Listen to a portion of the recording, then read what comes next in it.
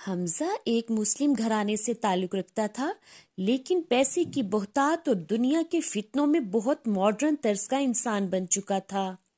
حمزہ کی ماں اکثر ایک آیت پڑھ کر اسے سناتی، جس کا ترجمہ یہ تھا کہ ہر نفس کو موت کا مزہ چکھنا ہے اور تمہیں تمہارے اعمال کا پورا بدلہ دیا جائے گا۔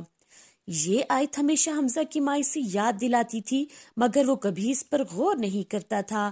وہ دنیا کی چمک دمک میں ایسا مگن تھا کہ نہ نماز کی پرواہ کرتا، نہ سچ بولتا اور نہ ہی حرام و حلال کا خیال رکھتا۔ حمزہ کا معمول تھا کہ وہ رات دیر تک دوستوں کے ساتھ فضول وقت گزارتا، ناجائز طریقے سے پیسے کماتا اور کمزوروں کا مذاق اڑاتا۔ اس کے والدین نے کئی بار سمجھایا، مگر وہ ہنسی میں ٹال دیتا۔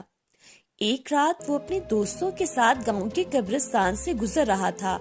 دوستوں میں سے کسی نے چیلنج دیا، اگر ہمت ہے تو قبرستان کے اندر جا کر آؤ۔ حمزہ کو اپنی بہادری ثابت کرنی تھی۔ وہ اکیلا قبرستان میں داخل ہوا۔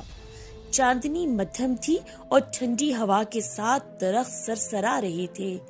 وہ ہنستا ہوا کہنے لگا، یہاں تو کچھ بھی نہیں، بس وہاں کہانیاں گھڑی جاتی ہیں۔ مگر جیسے ہی وہ ایک پرانی قبر کے قریب پہنچا، زمین لرزنے لگی۔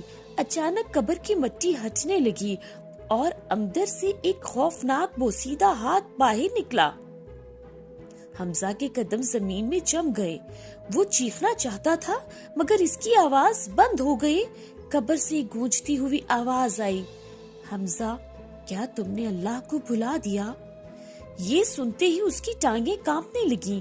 وہ بھاگنا چاہتا تھا، مگر ایسا لگا جیسے زمین نے اسے جکڑ لیا ہو۔ آواز پھر گونجی، جب تمہیں گناہ کرتے وقت شرم نہیں آئی تو اب کیوں خوف زدہ ہو؟ حمزہ کی آنکھوں کے سامنے اپنی زندگی کے تمام گناہ گھومنے لگے۔ وہ جان چکا تھا کہ یہ اللہ کی طرف سے ایک انتباہ ہے۔ اس نے آنکھیں بند کی اور روتے ہوئے کہا، اے اللہ، میں توبہ کرتا ہوں، مجھے معاف کر دے۔ اچانک سب کچھ خاموش ہو گیا۔ زمین دوبارہ ویسی ہی ہو گئی اور حمزہ کے جسم کی گرفت ختم ہو گئی۔ وہ تیزی سے باہر بھاگا، دوستوں کے پاس پہنچا اور کانپتی ہوئی آواز میں کہا، میں نے موت کو دیکھ لیا، میں نے حقیقت جان لی۔ اس رات کے بعد حمزہ بدل چکا تھا۔ وہ 5 وقت کی نماز پڑھنے لگا، گناہوں سے توبہ کر لی اور حلال راستہ اختیار کر لیا۔ وہ ہر کسی کو یہی کہتا، موت قریب ہے، ابھی توبہ کر لو، اس سے پہلے کہ بہت دیر ہو جائے۔